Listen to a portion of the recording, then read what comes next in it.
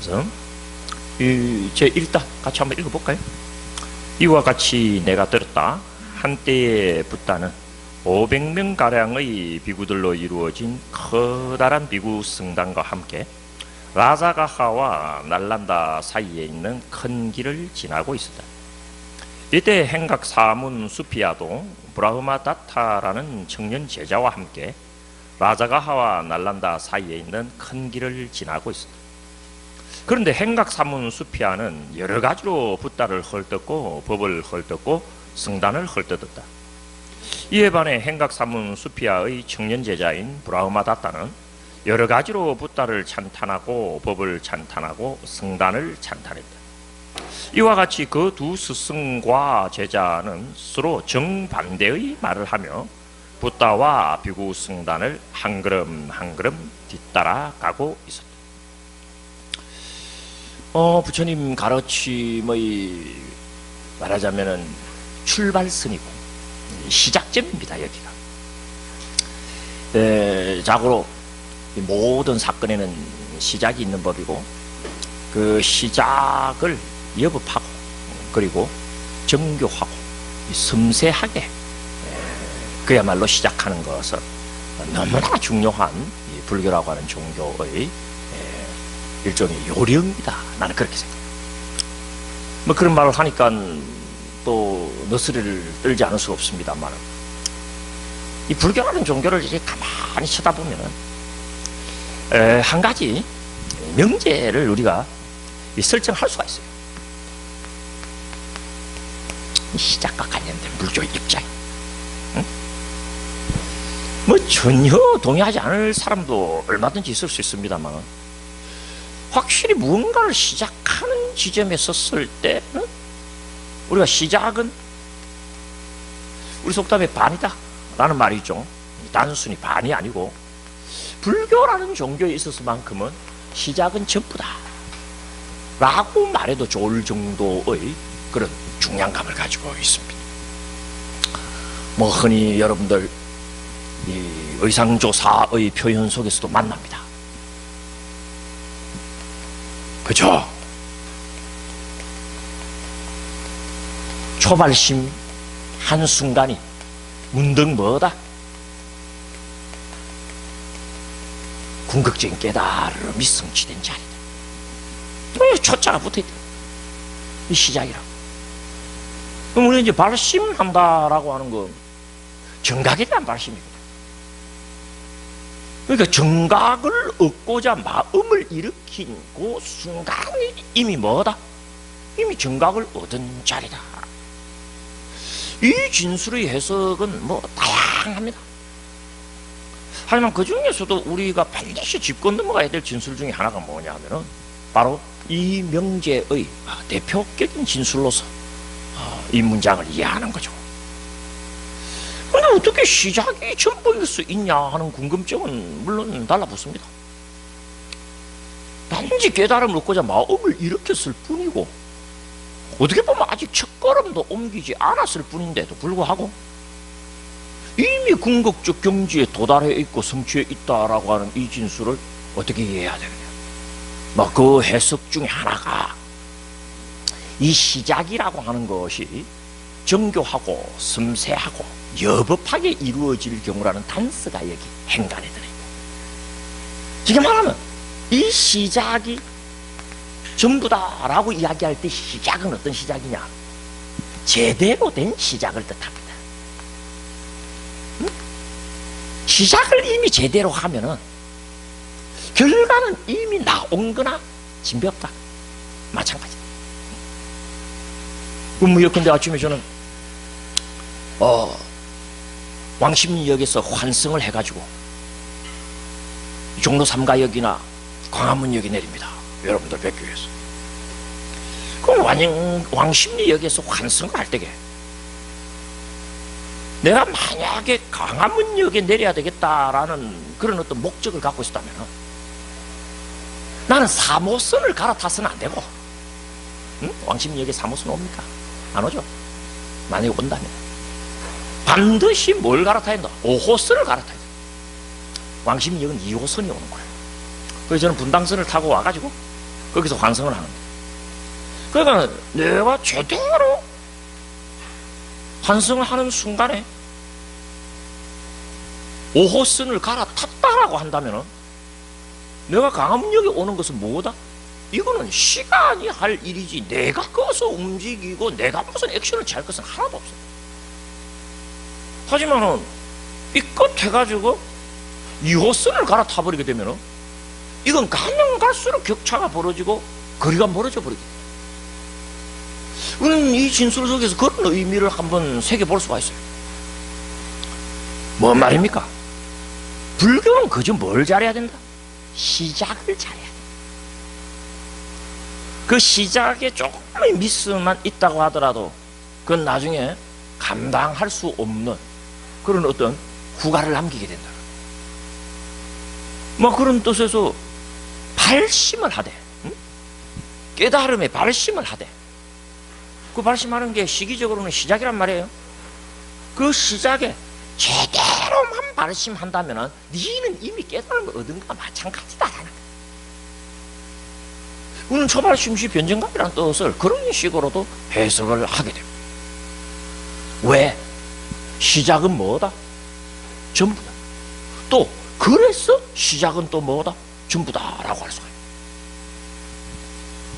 뭐 일찍이 성찬 대사의 신신명에 나온 이야기를 저는 여러분들께 많이 언급해 드렸어요. 호리유차면 천지연계. 그때 호가 무슨 호라고 그랬습니까, 여러분들? 가을철에 틀갈이를 한 여우의 가늘디 가는 틀을 뭐라 그런다? 호 그래. 그래서 앞에 가을 추자를 붙이면 추호가 되죠. 그 가을철 틀갈이를 한 여우의 가늘디 가는 틀, 그 터머리만한 차이가 있어도, 호리만한 차이가 있어도 나중에 하면 어떻게 된다? 천지가 된다. 이 이야기들이 다 뭐냐면은 시작이라고 하는 것의 중요성을 우리에게 아주 애써 강조하고, 뭐 여러분들도 지금 마스크를 쓰고 계시고, 우리도 이제 5월달에 이렇게 개강을 하게 되고, 또 이 5월 개강도 사실은 정상적이지가 않습니다. 시작하는 시간. 뭐 미리 여러분들께 상의도 드려야 될 부분도 없지 않아 있는 것이, 이 5월, 6월 이것만 가지고는 한 학기를 채울 수가 없어서 7월, 8월로 연장한다라는 그런 아마 소식 들으셨을 줄 모릅니다. 못 들었습니까? 그리고 5월, 6월만 가지고는 2달 강의 가지고는 뭐 한 학기라고 말을 할 수가 없으니까, 그래도 뭐 하는 게 좋다면 2달이라도 하자 그러지만, 그럴 바에는 7월부터 해버리든지 9월부터 해버리는 게 나아요. 그래서 9월부터 해라는 데도 많습니다. 스님들 모여갖고 하는 강의가 있어요. 거기는 아예 9월부터 해라 그랬어요. 9월부터 넉넉 잡고 뭐 그렇게 밀리는데, 여기서는 잠정적으로 이제 5월, 6월 또 7월, 8월 넉 달 했는데, 5월, 6월도 여러분들 의견을 구하기는 합니다. 격주 강의가 될 가능성이 커요, 여러분들하고. 왜 그러냐면은 5월달 들어오면서 강의가 이제 막 들어오니까 엉킬 대로 엉켜갖고, 지금 뭐 정상적인 게 어디 있습니까? 왜 막 시간이 막 뒤에 엉켜가지고 도저히 어떻게 할 수가 없는 거예요. 그래서 뭐 임 차장님하고도 상의를 하고, 대신 격주로 하되 한 번 올 때 2타입. 그래서 요 2주 뒤에 오를 때는 아침 10시부터 여러분들 시간 어떨까 한번 여쭤보고 싶고, 10시부터 11시 10분까지 한 타임 하고 10분 쉬고 11시 20분부터 12시 30분까지 하고 이제 2타임 할, 일단 잠정적으로는 그렇게 한번 시간 계획을 짜놨습니다. 그러더라도 우리가 하려면 하는 거고, 못하면 나는 7월달부터 하거나 9월달부터 했으면 제일 좋겠어요. 정신이 없어요 지금 그 시간 때문에. 그래서 오늘도 이 11시까지 하고 12시까지 하고 한 10분 쉬었다가 12시 10분부터 1시까지 진도를 낼 겁니다. 할라 치면은 그렇게 해갖고 말하자면 일정은 맞춰야 되겠다, 막 그런 게 이제 제 의견이고, 상황은 그렇게 됐고, 뭐 아예 1학기 강의는 없애버린 경우도 많고, 뭐 방학 때 집중적으로 하자 하고 엉키는 경우도 있고, 오전 강의는 이리저리 엉키니까 막 목요일로 막 들어오는 거예요. 그래서 뭐 그래도 할 것 같으면 다들 골고루 좀 해야 되지 않느냐 하는 입장에서 시간이 그렇게 짜졌으니까 여러분들 나중에 의견을 좀 내주시길 바랍니다. 격주로 하는 것은 나로서 어렵다 하시는 분들은 또 어려운 대로 판단을 하시고, 일단 저는 그렇게 갔으면 제일 좋지 않겠냐. 그러면 시간 수도 채우고, 시간 수 채운다는 말은 무슨 말씀인지 알겠죠? 3월, 4월 못한 것은 7월, 8월로 미루고, 그 다음에 5월, 6월을 격주로 하는 것은 한 번 올 때 2타임을 함으로써 한 학기 전체, 그러니까 넉 달 전체의 시간 수 4, 4, 16, 16타임 시간은 맞추면서, 동산 불교 대학이거든요, 여기가. 대학의 이건 엄밀히 말하면 정규 교육기관하고는 좀 다르긴 합니다만은, 그럴수록 우리끼리의 내규가 엄격해야 되지 않습니까? 그럴 때 우리끼리의 내규상 정해진 수업 일수라는 게 있는 겁니다. 그래서 그렇게라도 맞추면은, 그래도, 전체적인 어떤, 무게를 유지할 수 있지 않을까. 그래서 그런 의견이 있으니까, 그렇게 좀 생각합니다. 우리 강의도 지금 이렇듯이, 참, 그래도 나라가 다행히 선방을 해갖고, 우리가 오늘 이렇게 만날 수 있는 것을 다행이다. 이렇게 이제 여겨야 되는, 또 그래서 이렇게 얼굴을 보게 되기 때문에 참 저도 여러분들 기쁘고, 그래도 참 대한민국 국민으로서 살고 있다라고 하는 게 자랑스럽고, 그런 부분도 있습니다. 많은. 그러나 한 가지 아쉬운 게 이 부분. 알다시피 여러분들 12월 27일 날 무슨 날인 줄 압니까? 이날이 중국 우한시에서 우한 폐렴 환자가 방역당국에 처음으로 입원한 날이에요. 그 중국 방역당국의 과학자들이 이 병을 조사를 해가지고는 이건 유래를 찾아볼 수 없는 전파력과 위험성을 가지고 있으니까 이거 빨리 조처를 취하지 않으면 안 된다. 그 조처가 뭐냐? 봉쇄입니다. 그걸 WHO하고 중국 정부의 핵심부에 계속 타전을 합니다. 그런데 정치적인 이유로, 경제적인 이유로, 무슨 강강상의 이유로 중국 정부가 그걸 막아요. 막고 WHO에 압력을 넣습니다. 그러고 이 우한시가 봉쇄가 되는 게 20일이 지나서 봉쇄가 돼요. 자, 그 사이에 다 빠져나가 버린 거예요. 특히 어디로 빠져나갔냐? 이탈리아 밀란으로 빠져나가. 밀란 섬유산을 본 중국이 장악하고 있어요. 미국 빠져나가. 그리고 우리나라 들어와요.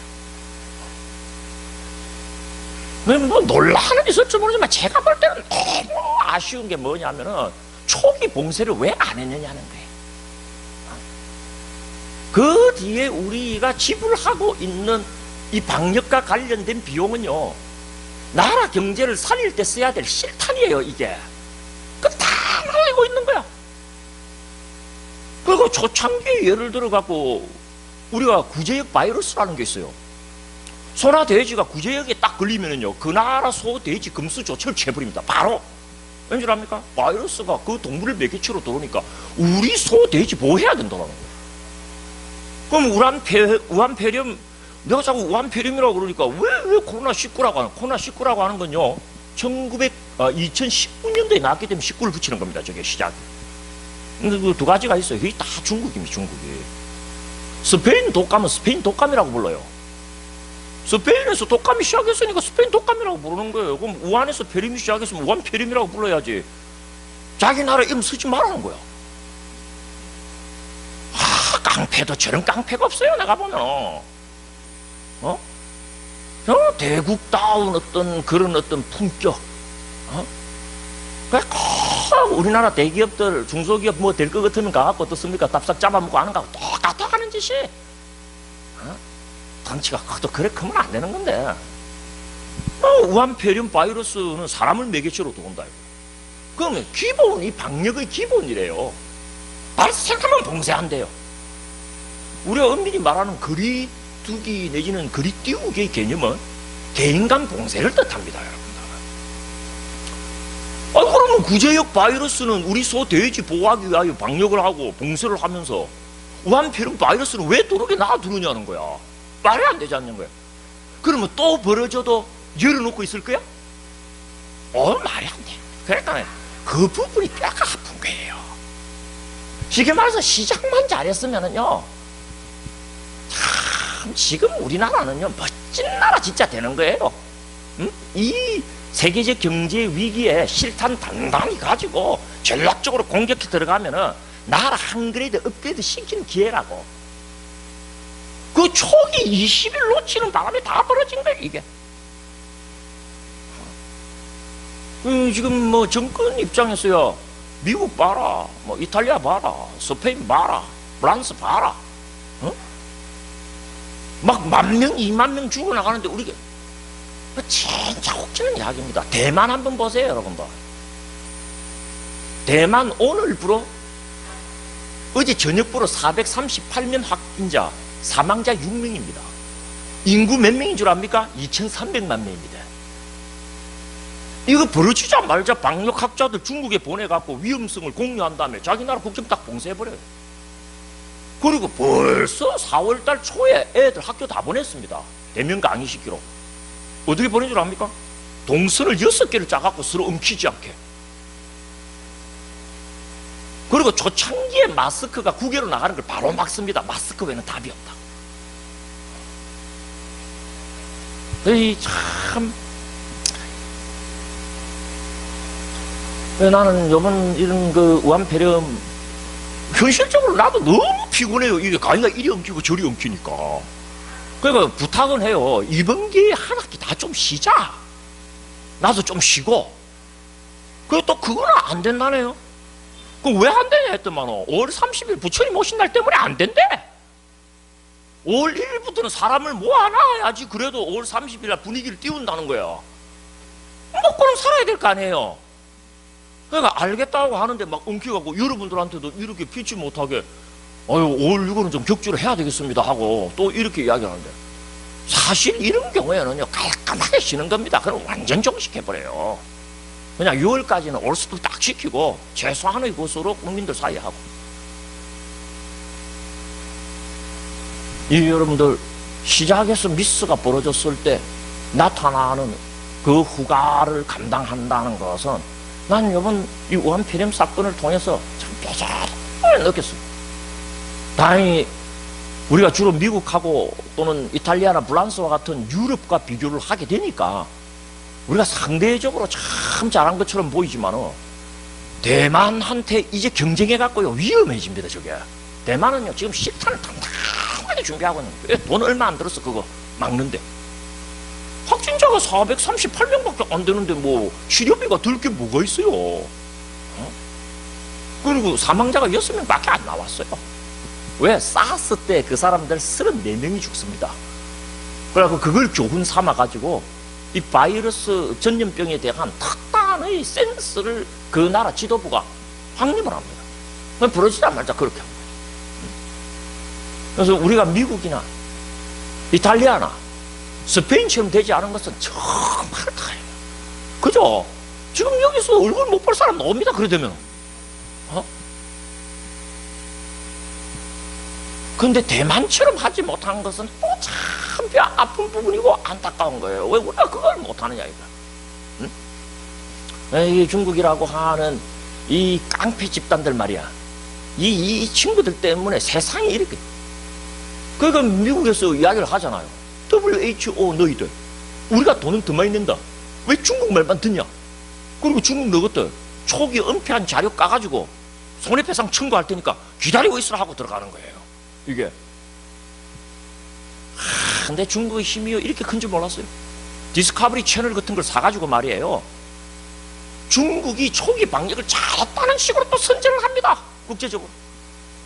나는 이제 그런 어떤 여러 가지 현황은 정치인들은 늘 하는 거니까 이해를 하는데 학자들이 문제예요. 왜 학자들이 양심을 파느냐.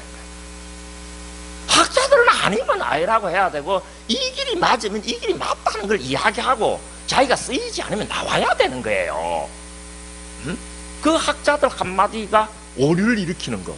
그게 또 시작부터 왜곡되어는 그런 단초를 제공하고 그 법학원 같은 데서는 그걸 견탁이라 그럽니다. 학자들의 견해, 성직자들의 견해, 교육자들이 오염되어 버렸을 때 그걸 뭐라 그런다? 견해가 탁해졌다 그럽니다. 세상. 정말 우리에게 살아서는 안 되는 거예요. 우리나라 사람만 하더라도 사망자가 250명에 육박하지 않습니까? 나는 한국 사람들 사망자 나올 때마다 방송에서 하는 소리 중에서 제일 듣기 싫은 게 기저질환 이야기입니다. 그 사람들 이 병 아니면 안 돌아가셔서 사람인데 마치 기저질환 때문에 돌아가신 것처럼 이야기를 하는 거예요. 여기 기저질환 없는 사람 누가 있습니까? 머리끝부터 발끝까지 안 아픈 거 온통 건강한 사람 있습니까? 뭐 사람만 죽으면 기저질환 때문에 죽었다고 해갖고 병 때문에 죽은 게 아니고 기저질환 때문에 죽은 것처럼 언론은 그렇게 말해도 돼요. 언론은 원래 그런 놈들이니까. 근데 학자들이 그래 말하면 안 됩니다. 의사들이 그래 말하면 안 돼요. 주사위는 우한폐렴이요, 기저질환도 있었습니다, 이래 나와야지. 예, 고혈압, 동맥경화와 같은 기저질환을 가지고 있는 60대 환자가 돌아가셨습니다. 멘트를 그래 뽑으면 안 되고, 이 방송에 나와서도 그래 이야기하면 안 돼요. 그냥 참 이런 사건도 이렇게 쳐다보면서요, 아니 이런 난국에 우리가 인간으로서의 존엄을 가져야 되는데 그 안에서도 지 입장 유리하게 상황을 왜곡하고 매도하고 양심을 팔고 한 번이라도 돌아간 사람들에 대하여 진정한 애도를 이 나라가 표한 적이 있냐 이거예요. 100명 돌아가는 순간에 족이 걸어야 되는 거예요, 여러분들. 200명 돌아가는 순간에 족이 걸고 그런 거야말로 지켜주지 못해서 죄송하다라고 이야기를 해야지. 정말 안타까워요, 안타까워. 그게 다 어디서 왔냐? 여기서 온 겁니다. 여기서. 앞으로는 참 좀 그런 걸 교훈 삼아 가지고 정치하는 사람, 또 특히 학자들, 의사들만 간세음보살이더만 내가 보니까. 의료진들 그죠? 그 사람들만 죽을 고생을 하고, 그리고 돈이 얼마나 많이 빠져나갑니까? 여러분 그거 하나로 사람 한 명당 최소한 1,000만 원씩 치료비 그냥 다 나가야 되는데 아까운 거예요, 아까운 거예요. 그게 뭐 첫날부터 이렇게 흥분해서 대단히 죄송합니다만 그래서 이제 우리가 이 경전을 대하는 입장도 또 다를 수가 없습니다.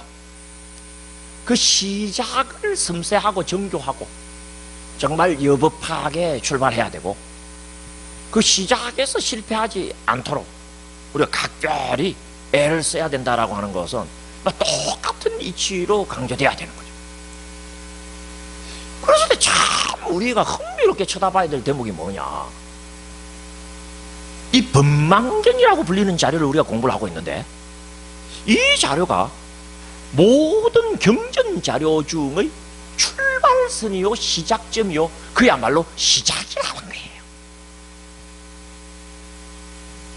그러니까 이 경전 공부를 잘해야 된다, 못해야 된다?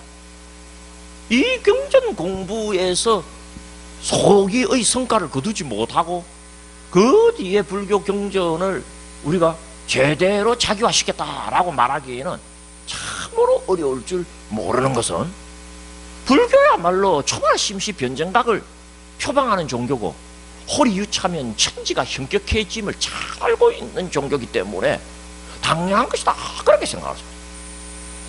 근데 사람들이 이 법망경을 제대로 알고 있는 사람들이 참 드물어요.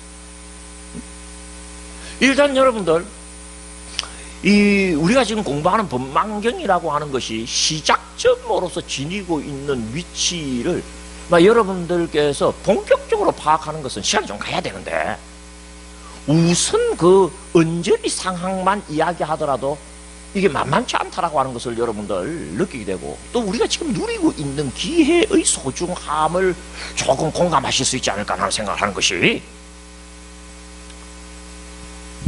지금 우리가 이제 공부하는 게 장부경전이거든요. 장부경전의 첫 번째 경전. 근데 이건 남방상좌부라고 하는 부파가 우리에게 전승해준 문헌이요 자료라고 하는 것은 여러분들도 상식적으로 알고 계시는데, 중요한 것은 부파가 남방 상좌부만 있었던 것이 아니고 또 상좌부만 있었던 것이 아니고 부파 불교라는 불교 시대에 이미 20개 부파가 인도 땅에 각축을 벌이고 있었다는 거예요. 그러면 각 부파마다 삼장을 가지고 있었습니다, 여러분들. 경장, 논장, 율장을 가지고 있었어요. 그럼 쉽게 말해서 각 부파마다 장부 경전에 해당하는 경전 집합을 가지고 있었다는 소리거든요. 문제는 뭐냐? 세세한 거는 집어치우고 가장 큰 문제는 뭐냐? 편집 체제가 다 다릅니다. 좀 더 쉽게 말하면 첫 번째 경전이 법망경이 아닌 부파가 수두룩해. 남방 상자부 내지는 상자부 경전의 시작이 뭐다? 지금 우리가 보고 있는 이 자료의 첫 번째인 법망경.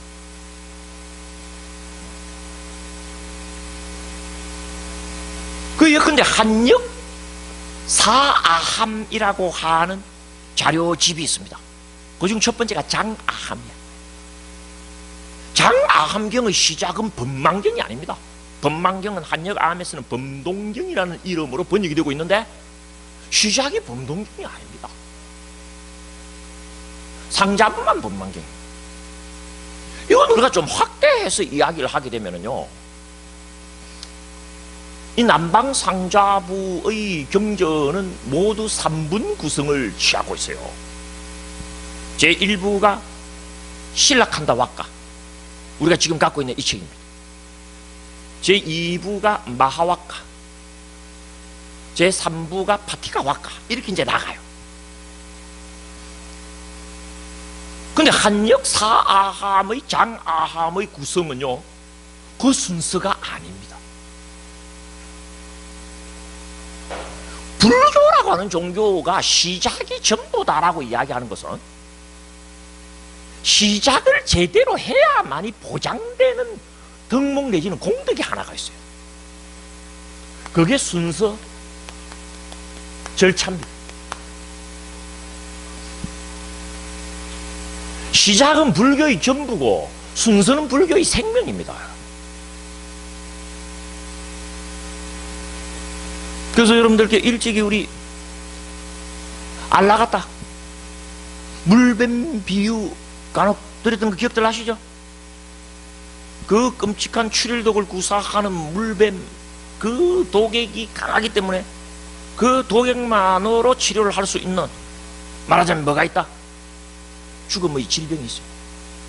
그럼 그 질병을 치료하려면 알라가타 뱀의 독이 필요하고, 알라가타 뱀의 독을 얻으려면 알라가타 뱀을 잡아야 됩니다. 중요한 것은 잡을 때 어떻게 잡아야 된다? 몸통이나 꼬리를 함부로 잡아버리면 대로 물려갖고 핏줄이 썩혀 터져 죽는 고통 속에서 자멸하게 돼요.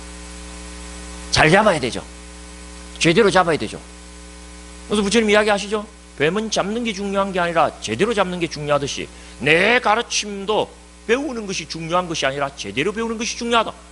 어떤 것이 그럼 제대로 배우는 것입니까? 두 가지 딱 이야기합니다. 시작을 정확하게 짚고 들어가고 순서를 반드시 지켜라.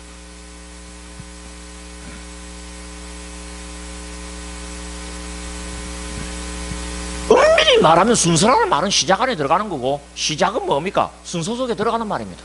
맞죠? 시작, 중간, 끝, 이게 순서 아닙니까? 그리고 그 순서가 의미를 가지는 가장 중요한 분수령은 뭡니까? 시작을 잘해야 되죠. 그렇다고 하면 경전의 시작을 지금 법망경을 위시한 신라칸다 왁가로 시작하고 있는 남방 상자부 자료와 그렇지 않은 여타의 자료들을 비교했을 때에 우리는 조금 송구스럽습니다만 어느 부파의 자료가 제대로 시작하고 제대로 된 순서를 짜고 있느냐라는 그런 어떤 문제의식을 가질 수 있습니까? 없습니까? 있다 이거예요. 큰 흐름에서는 부파마다 같습니다. 첫 번째는 뭐다? 긴 길이의 말씀을 모으자. 그래서 길장자가 붙어요. 그 다음에 중간 길이의 말씀을 모으자. 뭐 중부경전, 중화, 아무거나. 그 다음에는 주제별로 상응하는 방식으로 모으자. 이게 잡아함 상부경전입니다. 그 다음에는 뭐다? 법수에 입각해서 모으자. 이게 이제 정일암이라고도 불리고 정지부 경제라고도 불립니다. 중요한 것은 그 중에 시작은 김길을 모으자. 이건 이제 이미 부처님 열반하시고 가섭이 교화를 할 때부터 정해진 원칙으로 보여요. 그건 됐다 이거야. 문제는 김길의 경전을 어떻게 편집하느냐에 따라 갖고 부파의 말하자면 수준이 결정이 되는 겁니다. 그 부파. 초기 불교를 이어나오는 20개 부파가 다 사라지고 없어요. 지금 딱 하나 살아남았습니다. 남방상좌부. 저 부파가 왜 아직 살아있는 부파일 수 있는가 하는 질문을 한번 던져볼 수 있겠죠? 바로 가장 시작을 잘한 부파야. 뭘로 시작했다? 법망경으로 딱 시작하는 거야. 그리고 그 뒷경이 뭔지 압니까? 사문가경으로 딱 바꿔 들어갑니다.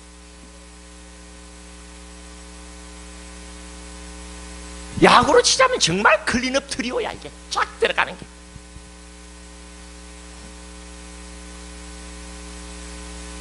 남방상자부의 경전 배열 자체가 그렇게 깔끔하고 그렇게 미래지향적이고, 그래서 모든 부파가 다 죽어나갈 때 남방상자부만 살아남는 것은, 실제 우리가 부파불교 시대를 연구해 보면은 스릴체 유부라는 부파가 가장 강성했어요. 논스가 가장 많이 술짝이 되고, 그리고 그 스릴체 유부 안에서 와스반드 세친이라고 하는 걸출한 불교학자가 나기까지 하지 않습니까? 그분은 이 자료 구사론 읽어보십시오. 여러분들 그 집약적이고도 심오하고도 논리를 놓치지 않는, 그러면서도 주장을 상중하로 나누어서 확실한 주장과 거의 90% 할만한 주장과 그렇지 못한 주장을 미묘하게 분별해갖고 대단합니다. 난 솔직히 하지만 그런 이 구사론, 와스반두 존자의 구사론에 비하면은 남방상자부를 읽겠다고 해도 과언이 아닌 부타고사 3장, 불음 3장의 청정도로는요, 뭐 이런 거는 뭐 학문을 이야기하는 장소니까 얼마든지 말씀드릴 수가 있겠죠. 많이 미치지 못합니다. 그런데도 불구하고 남방상자부가 어떻게 살아남았느냐, 그리고 지금까지 살아있는 불교 문화를 지탱할 수가 있었느냐, 여러 가지 이유가 있었고 역사적인 질곡이 있고 또 하겠지만은, 장부경전, 다시 말해서 김길의 경전을 편집하는 편집 의도에서요 탁월함을 봅니다. 그러니까 첫 번째 파트가 지금 우리 이 경이거든요. 지금 이 자료입니다. 여기 있는 13개의 경전이 첫 번째 파트입니다. 시작이 뭡니까? 법망경으로 시작해서 뭐로 끝납니까? 삼명경으로 끝납니다. 법망경은 아예 제목에 브라흐만이라는 말이 들어붙어 있어요. 브라흐만. 인도의 창조신 브라흐만. 그리고 삼명경은 삼명바라문경이에요, 사실은. 그 브라흐만 신을 추종하는 무리들을 뭐라고 부른다? 바라문이라고 부릅니다. 뭘 이야기하는지 아시겠습니까? 우리가 지금 지니고 있는 자료는 엄밀히 말하면은 한역사아함 자료와 팔리어로 되어져 있는 남방상좌부, 지금 이 자료인데, 이 두 자료만의 비교를 통해서는 통계학적인 의미 내지는 일반화의 오류에 빠지기 쉽기 때문에 함부로 말하기는 어렵습니다만, 둘을 놔두고 어느 게 낫다 못하다고는 할 수가 있어요. 한역사아함의 장아함의 구성을 보면은 출발점이 뭐냐면은 부처님입니다. 부처님이 누구신가의 이야기를 제1부에 포진하고 있어요. 부처님의 전생, 부처님의 현생, 그리고 부처님 살아생전 설하신 법, 그리고 뭐다? 부처님의 열반, 이렇게 들어갑니다. 근데 이 남방상자부가 장부경전의 제1권인 신락한다 왁가를 통하여 표현하려는 노림수 중에 하나는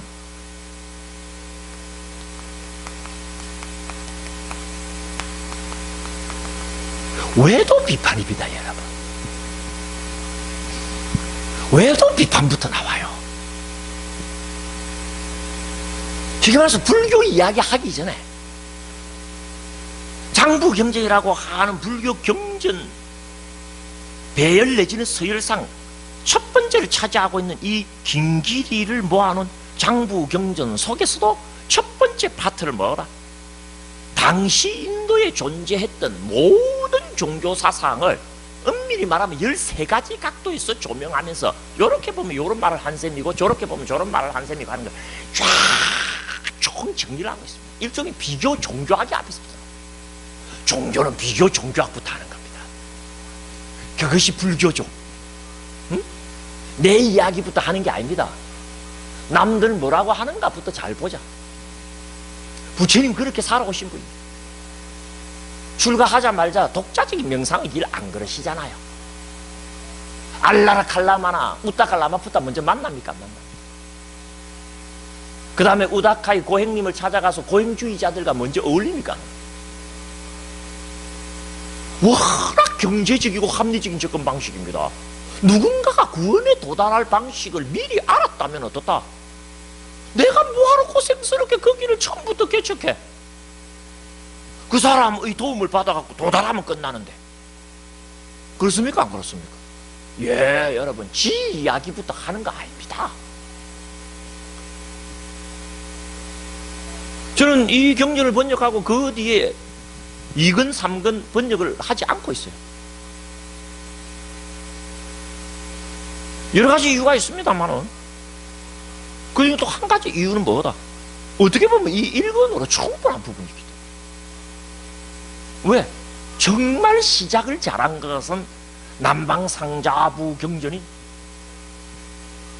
이 계율근간품이라고 내가 번역하는 이 신락한다 왁가. 그래서 여러분들 이 법망경을 보게 되면 당시 인도에 존재했던 종교사상을 모두 62가지로 총 정리를 하고 있습니다. 그리고 그 정리하는 방식이 참으로 여러분들 종교적인 품이나 풍경을 잃지 않는다는 것을 볼 수가 있습니다. 여러분들 생각에는 어떠세요? 부처님을 먼저 내놓는 게 좋을 것 같습니까? 외도 비판을 먼저 내놓는 게 좋을 것 같습니까? 부처님은 불정부에서 이야기하는 거예요. 본격적인 경전의 가르침. 그러니까 부처님이 가르침에 들어갔을 때 처음 나와야 하는 것은 뭐다? 불교는 외도 비판. 저는 일찍이 저희 선생님으로부터 불교학을 배울 때 그 시작을 외도 비판부터 시작을 했어요. 아니 선생님, 불교 배우러 왔는데 외도들 이야기는 뭐하러 하십니까? 응? 제가 불교를 배우러 왔는데 바람문 이야기는 알면 뭐하고 모르면 어떻습니까? 당시 사문 이야기는 또한 알면 뭐하고 모르면 또 어떻습니까? 왜 그들 이야기부터 들으려고 하십니까? 또 우리 보고 하라고 하십니까? 우리 선생님 뭐라고 하신 줄 알아요? 너 나한테 뭐하러 배우러 왔냐? 그러시는 거예요. 응? 너 나한테 뭐하러 배우러 왔냐? 그 선생님께서 뭐 우리보다 확실히 불교에 대해서 높은 경지를 가지고 계시니까 뭐 좀 도움이 될까 해서 왔지 않습니까? 똑같다. 부처님도 그 방식을 취하셨고 우리에게도 그 방식을 권한다. 난 부처님 법을 배우지만 어떻다?